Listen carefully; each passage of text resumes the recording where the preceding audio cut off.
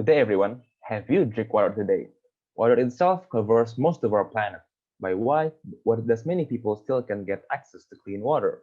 Well, we're here to solve it. We're from Group 8 presenting to you about our project and the application of lessons that we have got from the Industrial Engineering Design class. Next.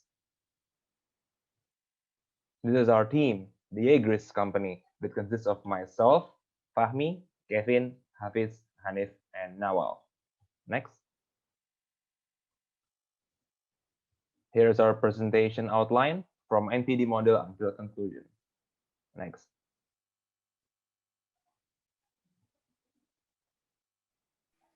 Okay, first is NPD process. Based on the NPD process, our DESALT product has a low flexibility due to its few available process. And we have a limited resource to do an iteration on our product.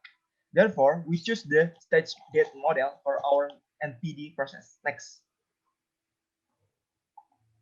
Stage gates model is a roadmap to consist of quality gates between each stage, include in the process of developing a new product from ideation to launch. To move from one stage to the next stage, there is some criteria and qualification that must be fulfilled. Next. Benefits of the stage model is effective and efficient allocation of scarce resource. Then, establish gates where critical business decisions are made, go or kill and resource investment. And then provides a roadmap for all key stakeholders in product innovation. The last is a feasible, transparent process known and understood by all. Next. The disadvantage the stage model is too rigid. Then most of the learning is made at the end of the project.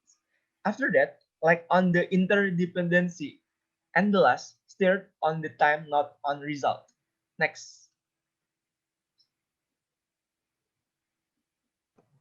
Okay, now we get into the project management section.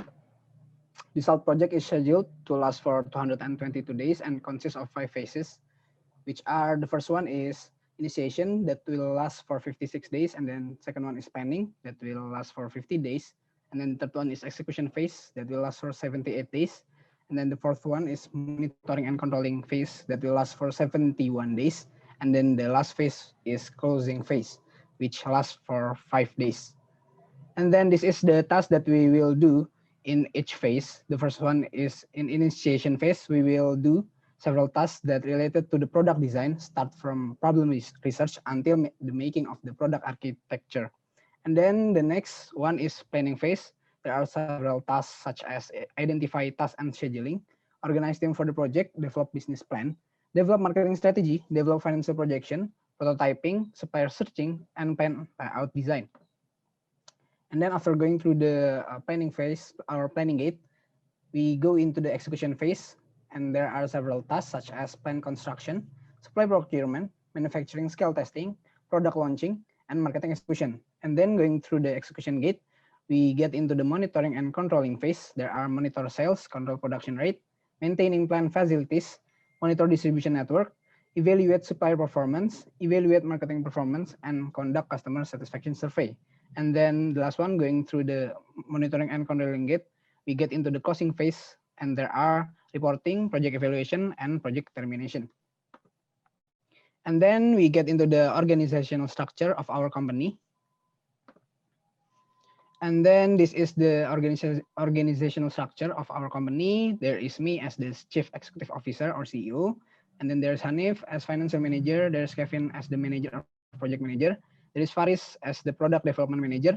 There is Nawal as the Operational Manager. And there is Hafiz as the Marketing Manager. And then this is the reason on why we choose strong matrix organization, because we can make a flexible team for a project that consists of members from many departments. The project manager will also have more authority, and it will make the project be treated with more dedication. Then there are also other advantages of matrix organizational structure, such as easy to collaborate between departments. Team members and managers still have their functional roles, allows interdepartmental communication, and the last one is develop employees' interpersonal skills. And then this is the reasoning on why each roles are needed in the company.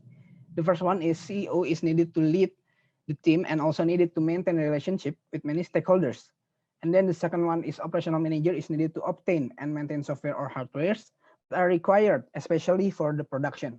The third one is project manager is needed to maintain a good schedule for the project and also handle the time and resource that company have to face obstacles or problems. The first one is financial manager is needed to analyze and evaluate of the fundamental aspect of company, which are income and expenses of the company. The fifth one is product development manager is needed to be responsible of the company's product, which is one of the most important things to develop and improve in order to strive to greater path. And then the last one is marketing manager is needed to meet thriving marketing competition and develop strategies for branding and campaign of the product across the country.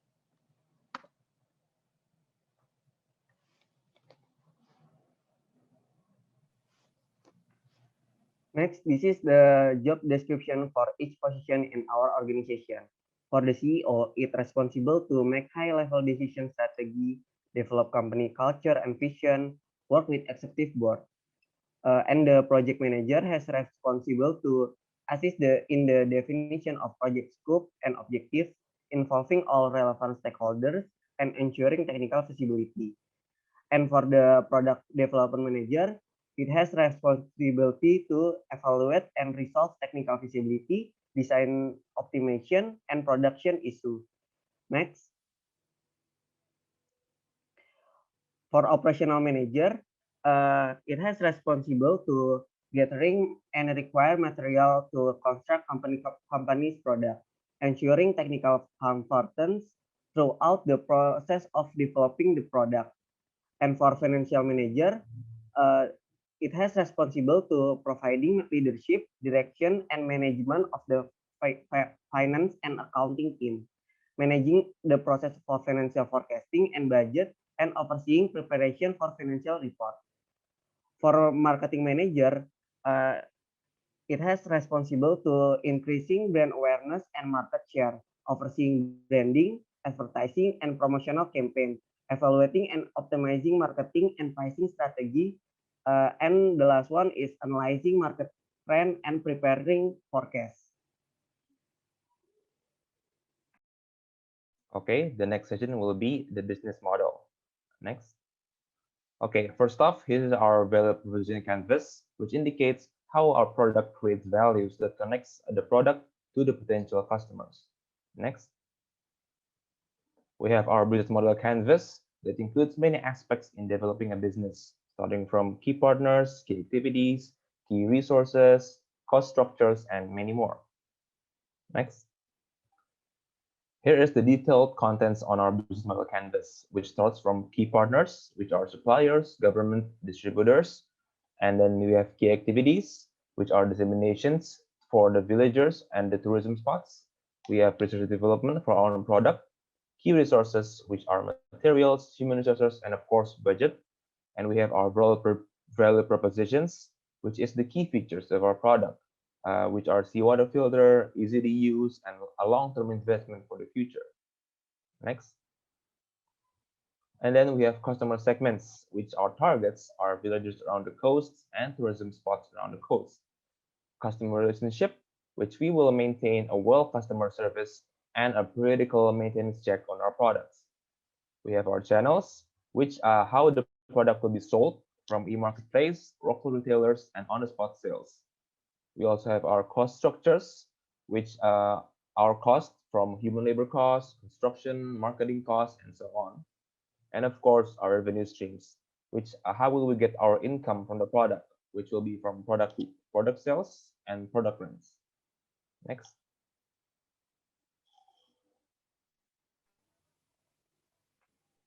Let's move to the next section, which is conjoint analysis. Conjoint analysis is a form of statistical analysis that companies use in market research to understand how customers value different component or feature of our product. Using conjoint analysis, we develop a few combination of attributes for our customer to choose. The first step of conjoint analysis is to generate orthogonal design by combining factors level that are presented as product attribute to the customer. There are 5 factors that we consider in designing our product, which is material, size, energy, shape, package. Next. The output of orthogonal design is card list. Card list is a list of the combination of the factors level of our product, which later can be used as a questionnaire to survey our customer.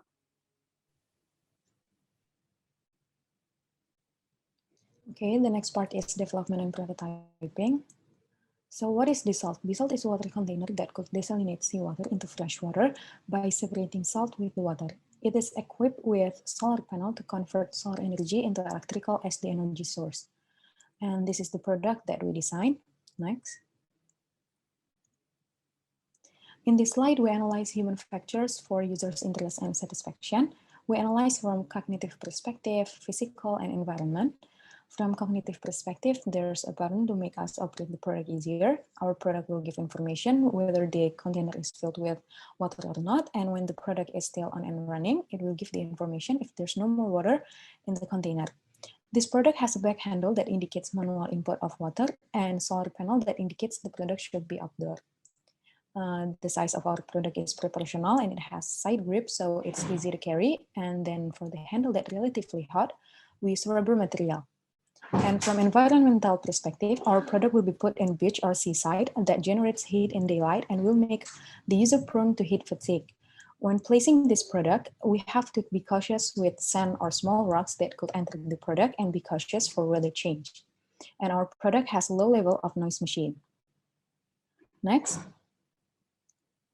This slide explains the prototype from our product based on physical, focus, comprehensive, and analytical. Next. Okay, when we designed this product, we did benchmarking from other products that look similar to ours, but there are differences, and these 3 are our product's claim. Next.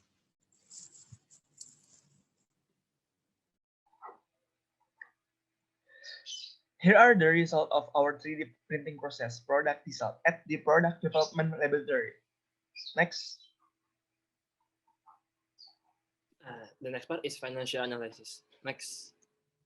First of all, we conduct analysis on the cost of this project. This project cost is divided into two kind of costs, which is planning phase cost and operational cost. Planning phase cost is a cost that include in the beginning of the business, which consists of land and building, which costs us around 1.9 billion rupiah. The next is machinery and equipment, which costs us around 45 million rupiah. Also vehicles, which cost us around 292 million rupiah. And the last is the legality fees, which cost us around 20 million rupiah. Next. And the other is operational cost. Operational cost is the expense related to the operation of business or production process, which costs us every month. Operating cost is consists of labor cost, which costs us 147 million rupiah. Insurance and health, which costs us 17 million rupiah. Maintenance and repair, which costs us 1969 rupiah. And operating costs, which costs us around 100 million rupiah. Next. To be able to run this project, we need funds. Our funds are come from bank loans and paid up capitals.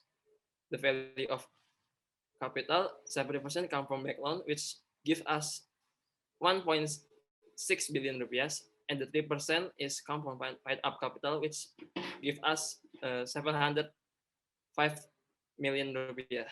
Next. In this table, we show our sales revenue projection from month 1 until month 12.